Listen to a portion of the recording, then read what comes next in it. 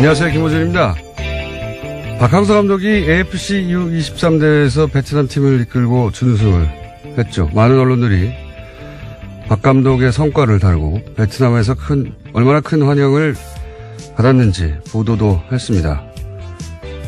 두 가지 아쉬운 점이 있습니다. 생각해보면 우리도 2002년 그렇게 감격을 했었죠. 그런데 단순히 축구에서 이겨서 그랬나요? 그게 전부는 아니었습니다. 베트남 국민들은 왜 그렇게까지 감격했을까? 그 이야기가 빠졌죠. 두 번째, 2002년 당시 히딩크에게 고마워서 네덜란드 히딩크 동네까지 찾아가고 다큐도 만들어지고 했었습니다. 네덜란드 사람들은 기분이 좋았겠죠.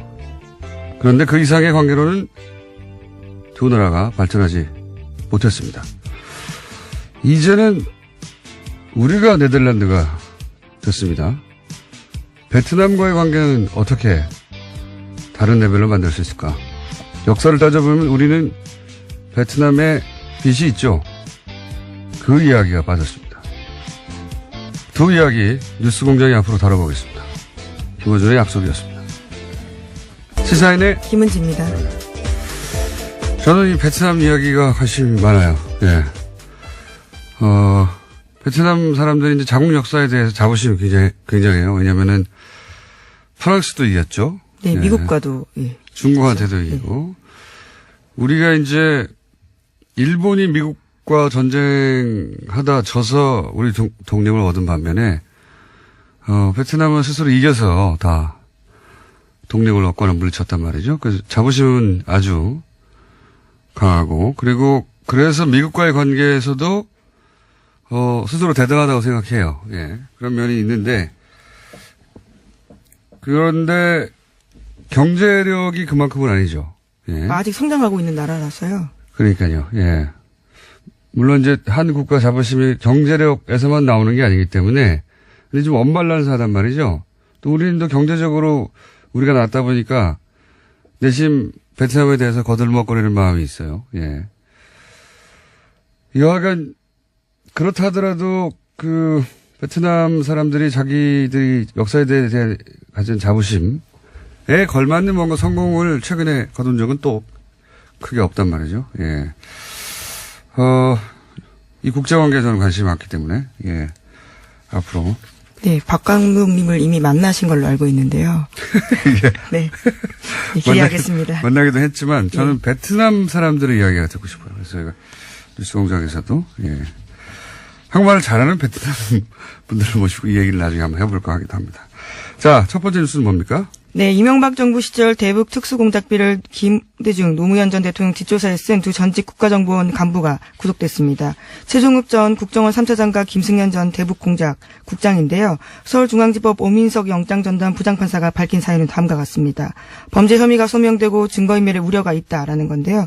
두 사람은 대북 업무에 쓰도록 책정된 대북공작금 10억 원가량을 빼돌려서요. 전직 대통령에 대한 근거 없는 풍문을 확인하는 데 쓴 겁니다. 저는, 원세훈 전 국정원장이 이명박의 최순실이다. 이렇게 생각이 드는 것이, 이게 다 원세훈 전 국정원장. 그렇죠. 뒤지다가 꼬리를 물고 나온 거예요. 그러니까, 원세훈 전 국정원장이 개인적으로 착복한 특활비, 혹은 뭐 개인적으로 이용한 특활비, 뭐 개인적으로 소이트로 임차했다든가 호텔에 이런 거 뒤지다 보니까 이 돈이 대북 공작금에서 나왔다. 그런데 이제 그 돈이 뒤지다 보니까 다른 데도 쓰였더라. 이명박 전 대통령 시절에 전임 대통령들 뒷조사에 쓰였더라. 근데 누가 했느냐 또 뒤지다 보니까 국세청도 등장하는 거예요. 네, 그렇죠? 네, 그렇습니다. 지금 피의자 신분으로 이현동 전 청장이 조사받고 있었는데요. 관련해서 또 다른 소식이 있습니다. 어제 SBS가 구체적인 정황을 보도했는데 정보 수집을 위해서 미국 국세청 직원에게 뇌물까지 줬다라는 겁니다. 그러니까요. 우리나라 특활비가 미국으로 건너왔어요. 네. 네, 미국 공무원 뇌물로 쓰였다라는 겁니다. 뇌물로 쓰이고 국세청 내부에 다른 인사들도 있겠죠. 혼자 있겠습니까? 예. 그리고 네. 국정원장 말만 듣고 국세청장이 오케이 그러면 전임 대통령 다 조사할게 그랬겠어요? 이걸 쓰긴 한 사람은 누구냐? 예. 국세청장 혹은 뭐 국정원장 위에 누가 있습니까? 이명박 전 대통령까지 또 거슬러 올라갈 되는 사안. 이게 다 원세훈 전 국정원장의 개인적인 착복에서 시작하는. 예. 네, 수사의 시작이 이렇게 됐는데요. 생물처럼 움직여서 여기까지 온 겁니다. 이명박의 최순실이다. 라고 어느 순간 불리기 시작할 거라고 저는 봅니다. 자, 다음 뉴스는요. 네, 박근혜 정부가 세월호 특조위에 방해 공작한 내용도 검찰 수사로 계속해서 드러나고 있습니다. 이번에는 관련 문건이 나온 건데요. 세월호 선차조사에 협조하는 대신에 소위 박근혜 대통령의 7시간을 조사하지 말아달라고 하는 제안이 담겨 있습니다. 두 가지 중요 사안을요, 거래하려고 한 겁니다. 그렇군요. 뭐 거래 대상이 아닌 건데, 예. 이렇게까지 박근혜 전 대통령 7시간을 막으려 했던 이유가 아직도 밝혀지지 않고 있죠. 예. 뭐 시술일 것이다, 뭐 여러 가지 얘기가 많지만, 이렇게 막으려고 했고, 자, 이걸 막고 싶으니까 이제 청와대 비서실장의 지휘 아래 어제까지만 하더라도 이제 정무수석. 그렇죠. 예. 정무수석만 등장했는데 이제는 경제수석, 정책조정수석도 다 같이 동원됐다. 그리고 이병기 실장이 총괄했다는 것은 국정원도 동원됐다는 뜻이에요. 예. 네, 전임 국정원장이었습니다. 예, 그때도 말이 많았죠. 국정원장 하다가 바로 어떻게 비서실장을 오느냐. 그래서 국정원을 장악하려고 하는 손에 쥐고 있으려는 의도가 강하다 뭐 이런 얘기를 했었는데 더군다나 이병기 비서실장은 그 유명한 이해창 후보 시절의 총풍 사건. 네. 예, 북한에 총 쏴달라고 돈 준 사건의 주역이었는데 이때 국정원이 어떤 역할을 했냐. 세월호 특조위 방해 때. 이것도 밝혀져야 될 대목이고요. 네, 현재 검찰이 정보 공식 문서를 보관하는 국가기록원 서울기록관을 압수수색해서요. 특조위 활동이 담긴 정보 문건을 확보했다라고 합니다. 처음 나오는 부분이라서요. 여기서도 나올 것들이 꽤 있을 거로 보입니다. 여기서 이제 국정원이 어떤 역할을 했냐. 국정원이 실행 컨트롤 타워를 했겠죠. 지시 컨트롤 타워는 청와대라고 하면. 그리고 가장 아랫단에는 일베가 있었어요. 당시에. 일베는 광화문에 이제 세월호 단시간은 유가족들 찾아가서 그 앞에서 치킨 피자 먹기 이런 거 네, 있지 소위 않습니까? 폭식투쟁이란 것들을 했습니다. 굉장히 모욕적인 방식이었는데요. 이건 사람이 할 짓이 아닌 거죠. 예. 최근에 벌레 소년인가요? 예. 네, 온라인에서 꽤 화제가 됐습니다. 예, 화제를 의도적으로 만들어낸 거죠. 예. 이 사람도 이때 폭식투쟁할 때 치킨 피자 먹고 하는 거 인증하고 그랬던 걸로 알고 있는데, 예. 하여튼, 말단은, 제일 아랫단에는 일베였다면, 그 가운데 국정원은 어떤 역할을 했는지, 일베가 거기 나가는데 국정원 역할을 했는지도 저는 밝혀야 될 내용이라고 봅니다. 예, 관제 데모에는 돈을 댔다라는 소식들은 꽤 있었는데요. 구체적인 내용들이 아직까지도 나오지 않았습니다. 자, 다음 뉴스는요? 네, 어제 서울중앙지검이 영포빌딩에 대해서 2차 압수수색 벌였습니다. 영포빌딩은 이명박 전 대통령 소유였다가요, 청계자연으로 넘어간 바 있습니다. 이번 영포빌딩 압수수색은 지난 25일 이후에 두 번째인데, 1차 압수수색이 지하 2층의 대상이었다면요, 이번에는 창고가 타깃이었다라고 합니다. 그렇군요. 이거에 대해서 이제 대통령 기록물이니까, 이명박 전 대통령 측에서는 대통령 기록관을 이관해달라. 예, 스스로 그것을 인정하면서 공문을 보냈다라고 합니다. 네.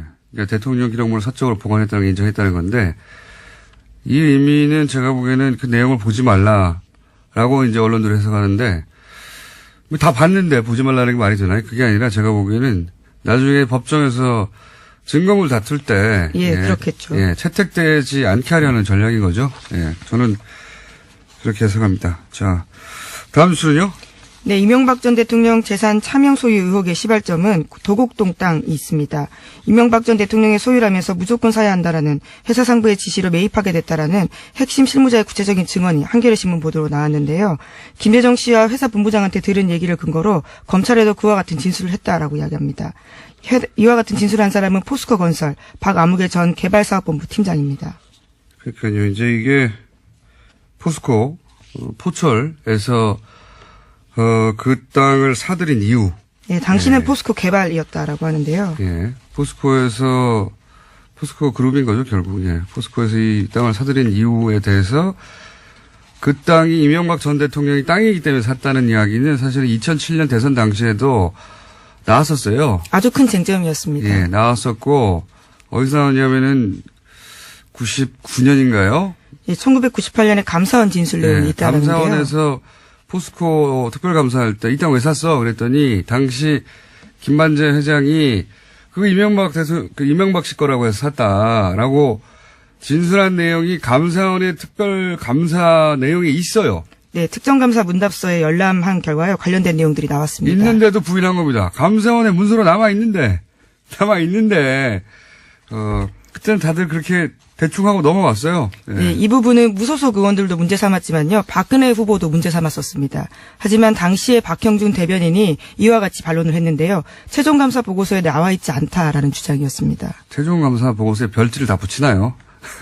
어쨌든 당시 이제 문답을 할 때 김만재 회장을 불러서 이거 왜 샀어요 할 때 이명박 씨 거라서 샀다라는 얘기가 이미 기록으로 남아있는데 감사원의 공식.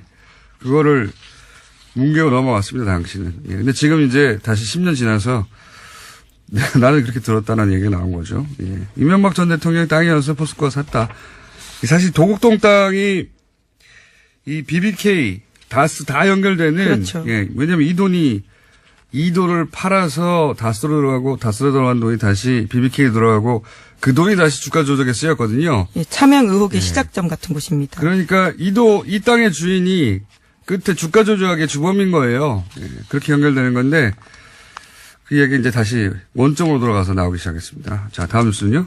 네, 청와대가 어제 이명박 전 대통령을 평창올림픽 공식 행사에 초청했습니다. 이에 대해서 이명박 전 대통령도 참석하겠다라는 뜻을 밝혔습니다.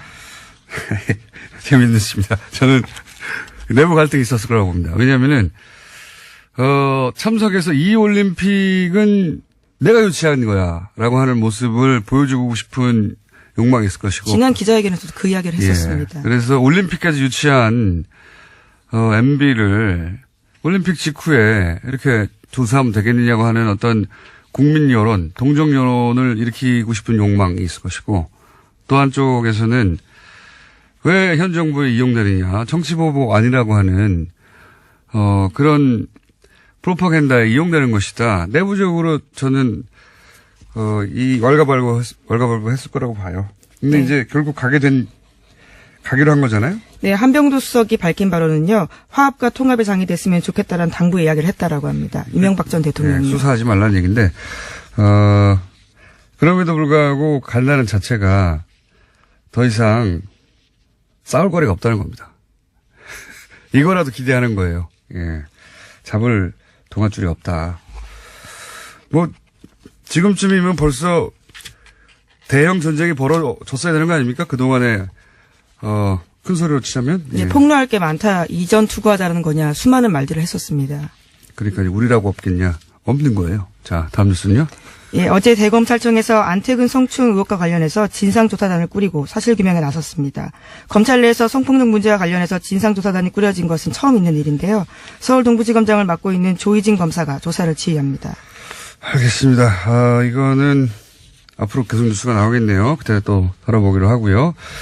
오늘은 미니가 하나 있어가지고 5분까지밖에 못하겠네요. 뉴스를. 자, 다음 뉴스는 뭡니까? 네, 국민의당이 오는 4일로 예정됐던 전당대회를 취소했습니다. 전당대회 참석자, 그러니까 대표당원의 당정 문제가 불거진 걸로 취소 이유를 들었습니다. 제가 어제 예언했지 않습니까, 이거? 네, 국내 유일하게. 예. 정치인의 언어는 해석기를 따로 돌려야 되거든요. 예. 저는 이럴 줄 알았습니다. 예.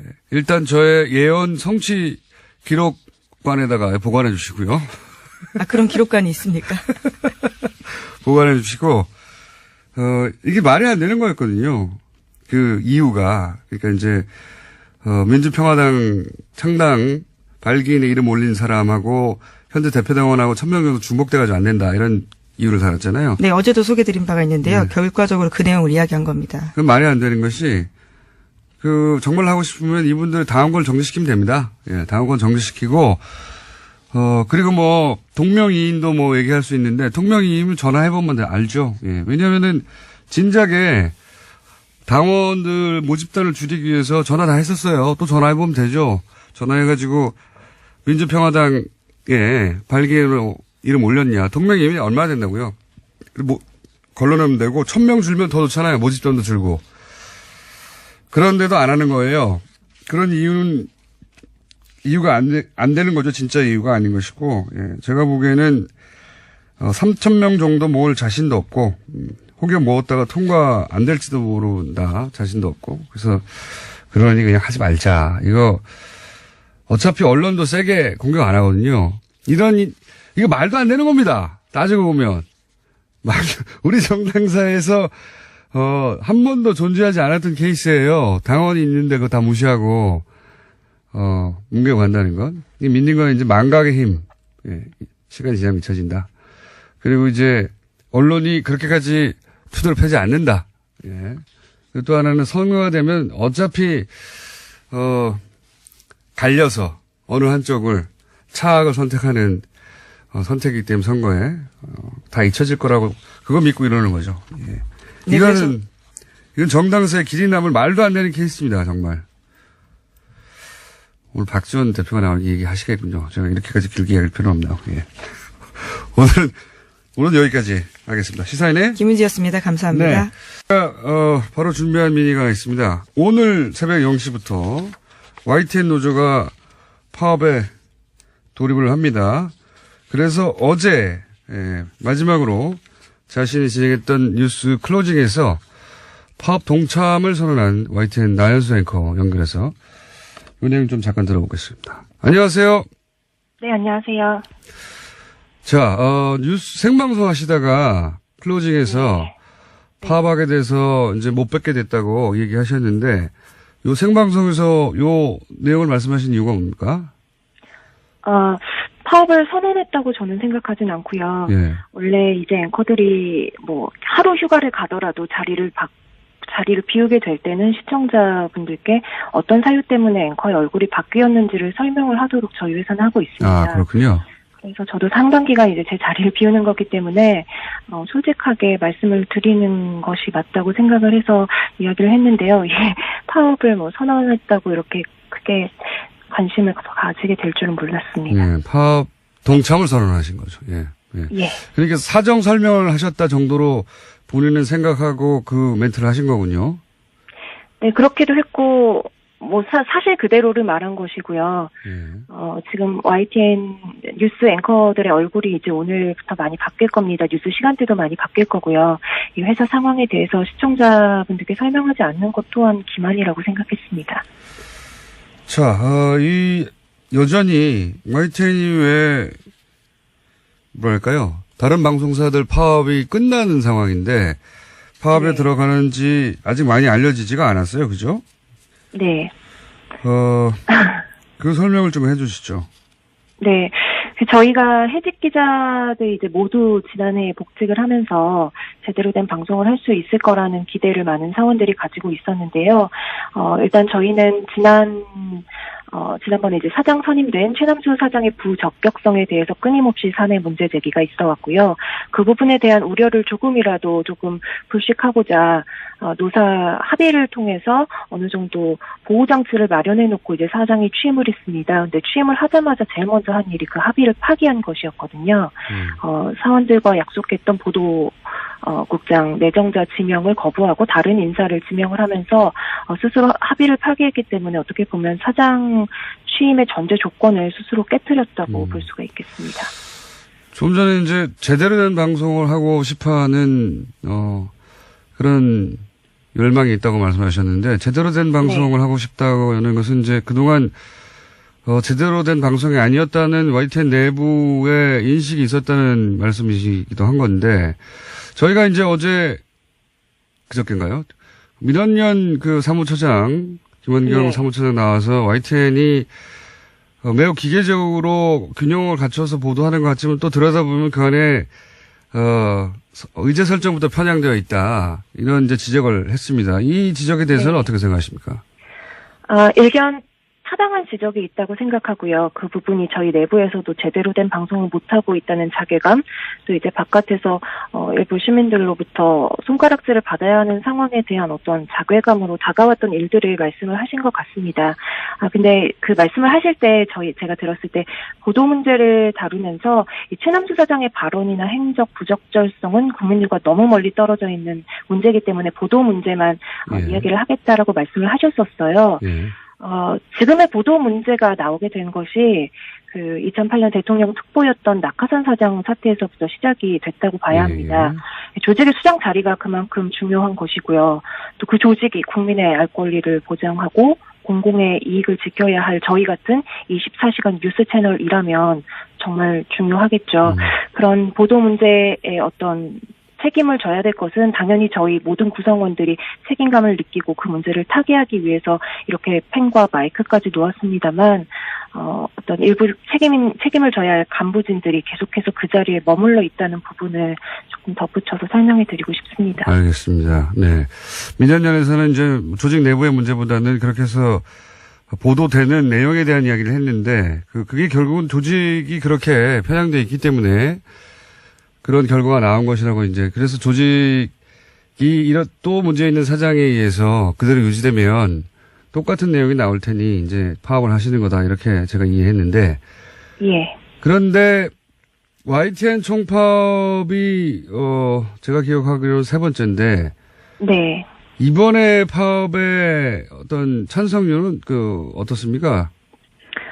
저희 세 차례 파업 가운데 가장 높은 찬성률을 기록했고요. 그렇군요. 거의 80%에 육박하는 찬성률로 가결이 되어서 노조 집행부조차도 예상하지 못했던 반응이었습니다. 심지어 이 파업 찬반 투표는 최남수 사장이 노사 합의를 파기하기 이전에 치러진 투표였거든요. 그럼에도 불구하고 이 정도의 찬성률이 나왔다는 것은 그만큼 공정방송에 대한 내부 열망이 굉장히 높이 올라와 있고 저희 기자들로서는 이번이 정말 마지막 싸움이고 여기서 물러나면 이거는 회사 존립의 문제다라는 위기의식을 가지고 있다고 보고 있습니다.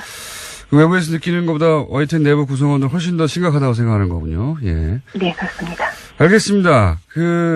이 파업 때문에 YTN을 즐겨보시던 분들은 왜 시간대도 달라지고 사람도 달라졌나 싶으실 텐데, 이 파업을 어쨌든 지켜볼 수밖에 없는 외부 청취자들, 일반 국민들에게 혹시, 이 파업에 동참하기로 한 장본인 중에 한 사람으로 뉴스를 멈추고라도 하고 싶은 말씀이 있으면 마지막으로 해주십시오. 네, 제 또래 기자들 중에 YTN 보면서 기자 꿈꾼 사람들 많을 것 같습니다. 이 사태가 벌어지기 전에 YTN은 살아있는 뉴스, 깨어있는 방송이라는 저희 슬로건 그대로 정말 제대로 된 방송을 해보겠다는 열의가 가득한 기자들이 모여있는 조직이었거든요. 네, 저희 기자 6명이 해직이 되고 리포트를 해야 할 기자들이 대량 징계를 받으면서 시청자 신뢰를 잃는 게 한순간이라는 걸 저희가 너무 무섭도록 느꼈습니다. 지금 TV 틀어보면 공중파 나오고 홈쇼핑 나오고 종편 다 지나가고 맨 마지막에 YTN 나옵니다. 그만큼 저희의 존재감이 잊혀진 건 아닐까 저는 요새 외로움을 많이 느끼는데요. 그래도 저희 조직은 언론사 체육대회 할 때도 항상 유니폼에 공정방송 새기고 달리는 조직이고요. 사내 게시판에는 지금도 하루에도 몇 개씩 개인 성명, 기술 성명이 올라오고 있습니다. 저희의 이런 진정성을 좀 믿어주시고 관심을 가져주시고 적극적으로 목소리 내서 응원을 해주시면 좋겠습니다. 저희는 꼭 공정방송 찾아서 돌아와서 다시 진짜 뉴스 하겠습니다. 알겠습니다. 앵커들이 다 이렇게 말을 잘하나요? 고맙습니다. 예, 주어 수로가 딱 담았네요. 오늘 말씀 감사합니다. 네, 많은 관심 부탁드립니다. 감사합니다. 네, 지금까지 YTN 나연수 앵커였습니다. 부제로는 머리끄댕이도 등장했다가 최근에는 동시상영. 예. 세 사람이 동시에 얘기하는 3원 중계밭 방송 같다 해가지고. 더불어민주당의 박영선 의원 나오셨습니다. 네, 안녕하십니까. 네, 자유한국당의 나경원 의원 나오셨습니다. 안녕하십니까. 네, 오래간만입니다. 지난주에 제가 개인적으로 모친상을 당해서 참 나오지 못했고요. 박영선 의원님께는 이 자리를 빌어서 문상에 와주신 것을 감사드립니다. 아이고, 별 말씀을요. 뉴스공장팀은 안 오셨던데. 안 왔더라고요, 문자가. 오지 말라는 뜻인 줄 알고 안 갔습니다, 저희는. 아시면서도 안 오시는 분이 있으십니다. 홍준표 대표요? 네, 홍준표 대표 안 오셨더라고요. 그분은 정말 못 말려요. 홍준표 대표하고 사이가 안 좋으시잖아요, 그죠? 굳이 방송에서 말씀 더 이상 안 드리겠습니다. 네, 사이가 안 좋으신 걸로 알고 있고요. 사이가 안 좋은 것이 아니라 우리가 생각이 많이 다른 거죠. 그래서 사이가 안 좋아졌죠. 사이가 안 좋아서 생각이 다르다기보다는. 자, 거기 여기까지 하고. 그래서 저희가 일주일 건너뛰었기 때문에 밀려있는 여러 가지 숙제들이 많이 있습니다. 시간 순으로 할까요? 밀렸던 것부터? 아니면 최근 것부터 할까요? 역순으로. 그거야 사회자 맘이죠. 알겠습니다. 네. 그러면은 시간 순으로 하겠습니다. 시간 순으로 제일 거슬러 올라가면은 나경원 의원님이 핫 했을 때가 있습니다. 핫. 예. 아이스하키 단일, 남북 단일팀 구성 문제로. 그래서, 이 자격을 박탈해야 된다. 올림픽위원 자격. 뭐 청원도 올라가고 그래서 청와대에 20만 명이 넘었습니다. 아니, 그거는. 자, 이제 일단 본인 입장 말씀해 주시고요. 저는 정말 많은 분들이 오해하고 있으시다고 생각을 하는데요. 네. 첫 번째는 우원식 원내대표부터 시작해서 많은 이제 우리 여권 인사들께서 제가 북한 팀이 오는 것조차를 반대했던 사람으로 호도시키더라고요. 근데 저는 대한민국 정치인 중에서요. 저만큼 북한 선수단이 이 평창 올림픽에 올 수 있게 하는 노력을 한 사람이 없다고 자부하고요. 또 정말 오랫동안 평창 올림픽과 패럴림픽의 성공을 위해서 노력한 사람이 없다고 생각합니다. 제가 왜냐하면 국제장애인 올림픽 IPC 집행위원 전 세계의 집행위원은 10명밖에 없습니다. 그걸 저도 선거를 나가서 당선된 다음에 정말 그 IPC 집행위원으로서 또 제가 IOC의 장애인 스포츠위원회 위원입니다. 그래서 그러한 여러 가지 자격으로 평창 올림픽과 패럴림픽 성공을 위해서 정말 애썼고요. 그 가운데 제가 2012년에 런던 패럴림픽에 가서도 북한 선수단 오는 것을 추진했었습니다. 그런데 제가 반대한 것은 북한 선수단을 반대한 것이 아니라요. 남북 단일팀을 반대했던 것이고 남북 단일팀을 왜 반대했느냐. 스포츠의 가장 중요한 것, 올림픽의 가장 중요한 것은 공정입니다. 공정. 이것을 공정에 반해서 급박하게 우리 선수들의 기회를 박탈한 이 아이스하키 단일팀은 반대할 수밖에 없었고 그것을 그러면 제가 어떻게 해서 이 아이스하키 단일팀은 무산시키고 다른 방법으로 북한 선수들이 온다든지 이런 식으로 하는 것이 맞겠느냐. 제가 할 수 있는 일은 저는 국제 스포츠계에 여러 가지 제가 인맥이 있기 때문에 그 의사를 전달하는 거. 우리 국민들도 70% 가까이 또 어떤 여론조사는 80%더라고요. 반대하시는 것을 표시하는 수밖에 없었기 때문에 시간을 많이 제가 주시네요. 예, 왜냐하면은 이제 메일을 보냈는데요. 충분히 이제 공격을 많이 예, 온라인에서 저는 받았고. 사실 많은 부분이 오해가 있고 그 오해를 우리 여권의 그 정치 지도자들이 상당히 그런 오해를 만들어냈다 이렇게 생각을 눈이 합니다. 동그래져가지고 지금. 제가 좀 저는 아니 이 부분은 정말 억울한 거예요. 알겠습니다. 저만큼 올림픽과 패럴림픽의 성공을 위해서 정말 저 자부합니다. 정치인 중에서 저만큼 근데 열심히 일한 제가 알겠습니다. 저 입장에서는 좀 이랬어요. 목입니다. 첫째 이제 뭐 왜 그러셨나 네. 굉장히 좀 속상하더라고요. 왜냐하면 평창올림픽 이 위원이라는 것이 이제 평창올림픽의 성공을 위해서 이제 만들어진 조직이잖아요. 근데 내부적으로는 이런저런 이견을 얘기할 수 있을 것 같아요. 그런데 그 회의를 통해서 조직위원장도 있고 그러기 때문에 그런 어떤 절차를 거쳐서 했어야 되는 것이 좀 더 모양새가 좋지 않았겠느냐. 이제 이런 생각 하나 하고. 왜 국제적으로 끌고 나갔느냐? 네, 그러니까 개인적으로 서한을 보냈다는 것이 이제 조금 제가 보기에는 어떤 그 절차상에 약간의 문제가 있지 않았나 하는 생각이 들고 이 IOC가 이미 이제 남북 단일팀을 승인을 한 상태잖아요. 승인하기 전에 보냈습니다. 승인하기 전에 보냈고요. 그다음에 뭐 내부적으로는 그거는 제가 아닙니다. 모르겠습니다. 그러니까 근데 이렇게 내용을 잘 모르시고 저를 공격하는 거예요. 근데 어쨌든 분명히 그러면 승인하기 전에 보내셨는데 제가 IOC가 그 며칠 전에 IPC 쪽이나 그쪽을 그게 뒤늦게 통해서 알려진 거군요. 그러니까 예, 승인은 아니요. 그때 바로 저희가 보냈을 때 보냈다고 말씀을 드렸고요. 승인 최종 회의가 나오기 전에 보냈습니다. 근데 그리고 그러면 우리 IOC 조직위 입장에서 내에서도 저 위원장이 편지를 받고 나서도 승인을 했다. 네. 그렇다면 그러니까 이거는 IOC는 제가 보기에는 IOC의 IOC가 이 올림픽의 목적이 궁극적인 목적이 평화에 있다. 그리고 저는 그 여러 가지를 해석할 수 있다. 올림픽이라는 것이 고대부터 올림픽 기간 동안에는 서로 정쟁을 자제하고 그렇죠. 휴전을 하자라는 이 정신이 아니, 계속 이어지고 있고 그 정신에 반대하는 게 아닙니다. 그다음에 또 하나는 네. 작년 11월 달에 유엔이 이 평창 올림픽 휴전 결의안을 만장일치로 채택을 했거든요. 그러니까 그 휴전을 위한 상징이 뭐냐? 이게 남북 단일팀이다. 아니죠. 이제 IOC는 이렇게 이제 해석을 아니죠. 하고 있는 IOC는 뭐 우리 정부의 네. 입장을 대변해주고 우리 정부가 이야기를 한 것으로 알고요. 저는 이희범 조직위원장님께도 이 이야기를 말씀을 드리기도 했고요. 저 할 거 다 했습니다. IOC가 승인 결정하기 전에 IOC 회의 이전에 제가 이미 사신을 보냈고요. 그다음에 저는 이 성공을 위해서는 아이스하키 단일팀이 중요한 것이 아니라 북한 선수단이 많이 오는 거. 제가 보니까 IOC가 생각보다 북한 선수단을 여러 가지 종목에 5가지 이벤트인가요? 허용을 했습니다. 전 그건 잘한 결정이라고 생각을 합니다. 근데 그런데 단일팀이라는 잘못된 게 하나의 상징성 같은 것이 있으니까. 이벤트라는 거죠. 그거는 우리 상징성이 선수들 있으니까. 정말 얼마나 노력했겠습니까? 물론 그거는 저는 3명씩 어제 출전 기회를 대통령께서도 박탈됐습니다. 그걸 어떻게 반대하는 분들과 사전에 협의를 했어야 된다. 이제 이런 아니, 말씀을 하셨는데 그러니까 이제 저는 오죽 여론이 그거는 밀렸으면 굉장히 지금 중요하다고 그렇게 하시겠어요. 생각합니다. 아니, 여론에 제가 보니까 밀려서라기보다는 제가 문재인 보니까 대통령이 이거는 원래 이런 분이에요. 아니 그러니까는 정말 잘못한 거예요. 다수가 이거는. 찬성하더라도 소수가 이거는 반대하면 보니까 그것을 가서 협상을 아니, 하고 와라. 제가 이제 이런 5.2 채널 가동 중입니다.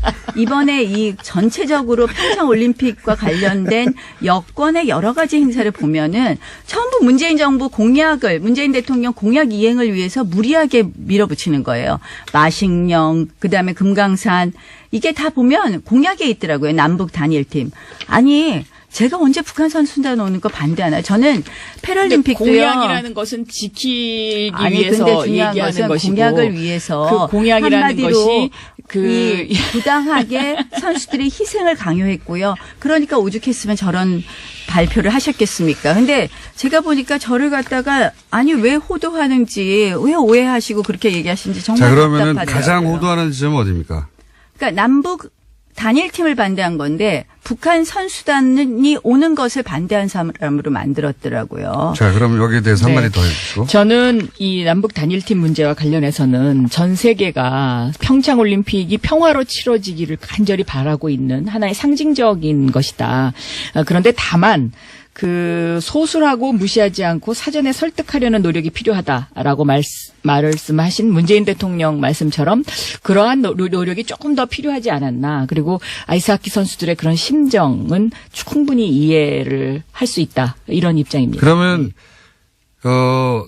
제가 이제 의원님한테 나경원 의원님한테 여쭤보자면 단일팀을 만드는 과정에 예를 들어서 정부가 메시지 관리를 잘못했다든가 혹은 뭐 충분히 한국 선수단에게 설명을 했어야 한다든가 이런 문제가 있었던 건 정부가 인정했단 말이죠.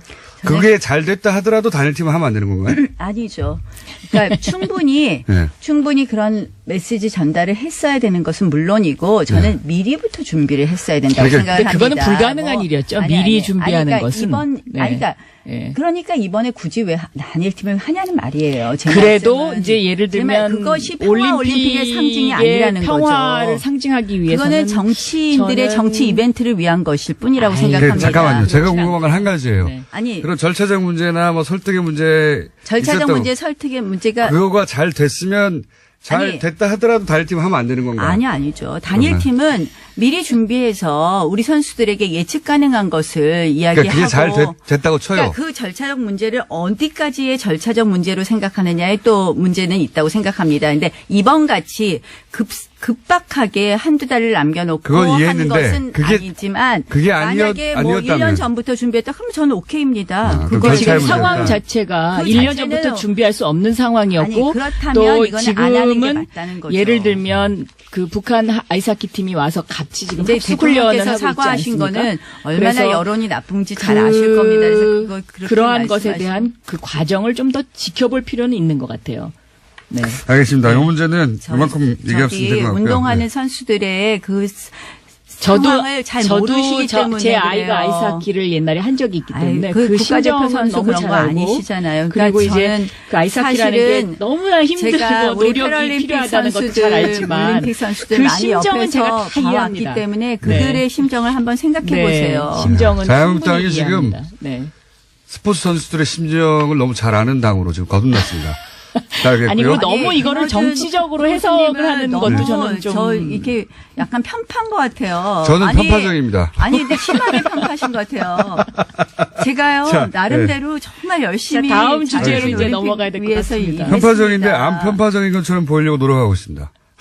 아무도 안 믿습니다. 편파적이라는 거 다 알고 있습니다. 자, 요 문제는 근데 나경원 의원님에게 충분히 발언 기회를 더 많이 드린 것 같아요. 네. 네. 해명 기회와. 네. 이거 이제 납득하느냐 못하느냐는 청취자들이 결정할 문제인 것 같고요. 자, 이 거슬러 올라가다 보면 최근에는 이제 마식령 스키장 얘기도 있고 뭐 북한이 취소한 문제도 있고 하는데 통틀어서 그냥 최근에 이 올림픽 관련해서 거기에 따라 붙고 있는 남북관계 사이에 벌어진 일들 해서 논평하실 거 있으십니까? 제가 박영선 의원님 말씀하세요. 제가 어제 이제 계속 우리나라 선수단이 그 마식령 스키장을 이제 연습하러 가지 않았습니까? 네. 근데 텔레비전으로 제가 이렇게 보니까 그 선수들의 표정이 굉장히 밝더라고요. 그리고, 뭔가 이렇게 그 호기심 어린 눈. 그래서, 물론 여러 가지로 평창 올림픽을 진행하기 위해서 이제 이런저런 그 이야기들이 있긴 합니다만은 어쨌든 저는 이 평창 올림픽이 평화 올림픽으로 치러지면 우리들의 어떤 그 미래와 관련해서 여러 가지 상징적인 의미가 있지 않냐. 그리고 특히 세계에서 지금 이 평창 올림픽을 주목하는 가장 그 중요한 이유 중에 하나도 과연 한반도가 평화 체제가 정착할 것이냐 아닐 것이냐 이런 데에 대한 관점이 굉장히 많기 때문에 참 중요한 시기다 이렇게 생각하고 있습니다. 네. 박영선 의원님 참 제가 박영선 의원님 좋아하지만 이 부분에 있어서는 너무 꿈이 크신 것 같습니다. 제가 보기에는 이번 평창올림픽 관련해서는 정말 북한의 갑질 중에 갑질, 정말 갑질 북한이라는 얘기가 나오지 않습니까? 지금 저희가 정말 거기에 끌려가고 있어요. 금강산은 한다 그랬다 하루 전에 취소를 하고요. 마식령은 우리 대표 선수는 아무도 안 갑니다. 한마디로 북한이 자랑하는 김정은의 치적을 자랑하고 있고요. 지금 우리 개막식 전날, 하루 전날 북한 군 창건 기념일을 4월 15일마다 매년 행사하던 걸 올해 2월 8일로 갑자기 바꿔서 하루 전에 열병식을 하고 있습니다. 듣는 것 같은 아니 그러면 결국 그 열병식을 하고 나서 평화올림픽이 과연 될 수 있느냐. 저는 정말 걱정입니다. 알겠습니다. 왜 북한이 하자는 대로 우리가 끌려가야 되는 것인지. 북한 주도하에 모든 일이 이루어지고 있다. 자, 여기 대해서요. 저는 예를 들면요. 집안에서도 형님이 좀 양보를 해야 되지 않습니까? 동생이 와서 앵앵거리면 그것을 달래기 위해서는 일단은 앵앵거리면. 그게 중요한 건요. 북한은 더 큰 북한이 것을 형님이라고 얻는다. 생각하지 우리를 형님이라고 생각 안 합니다. 그래서 지금 이제 우리는 약간 뭔가 좀 그 손해 보는 듯한 그런 느낌을 가질 수도 있을 것 같아요. 그렇지만 옛말에도 일보 전진을 위해서는 반보 후퇴해라는 이야기가 있듯이 잠시 좀 저는 더 크게 베풀고 크게 얻는다. 저는 이런 것이 좀 더 필요하지 않나 이렇게 저는 보고 있고요. 예전부터요. 교류를 통한 변화, 접근을 통한 변화주의자입니다. 저는 통일에 있어서도 교류와 접근을 반대하지 않습니다. 그러나 거기에는 분명히 원칙이 있어야 되고 방향이 있어야 됩니다. 그런데 그것이 교류를 위한 교류를 위해서 한마디로 아무런 원칙 없이 나경원 의원님은 평양 안 가보셨죠? 저는 평양을 가봤어요. 평양 안 가봤습니다. 대성만 가봤습니다. 평양을 가봤는데 2002년도에 서울 평양 위성생 방송을 위해서. 그런데 사람은 만나야 되거든요. 만나면 뭐든지 해결이 됩니다. 그리고 제가 이 평양 가서 정말 정말 여기는 정말 못 살 때구나. 이제 이렇게 느낀 것이 제가 방송 전에 그 문까지 감금당했었어요. 그러니까는 원고를 내놔라. 그래서 내 원고는 내 머릿속에 있다. 제가 이러고 버텼거든요. 그런데 그런 곳입니다. 그렇지만 제가 보기에는 어쨌든 한반도의 평화 정착을 위해서는 형님 나라인 우리 대한민국이 지금 이 평창올림픽을 평화적으로 끌고 가서 이것을 세계의 어떤 그 상징적인 것으로 만드는 것 이것이 더 큰 대의다라고 생각합니다. 네, 열병식을 한번 보시죠. 여기까지 하고 요사는 걱정됩니다. 네. 자, 최근에 이제 두 분이 마침 또 여성 의원이라 이 사안에 관심이 많으실 것 같은데 서지현 검사를 통해 드러난 이제 이 성추행 의혹 그리고 폭로 요건에 대해서 혹시 두 분이 각자 하실 말씀 있으면 시간 드리겠습니다. 저는 이 사건이요, 그 검찰이 너무 무소불위의 권력을 갖고 있기 때문에 일어난 것이다. 예를 들어서 이제 검찰이 그 상명하복 문화라든가 또 이 어떤 자정 능력이 없는 검찰의 문화 조직 이제 이런 것들인데요.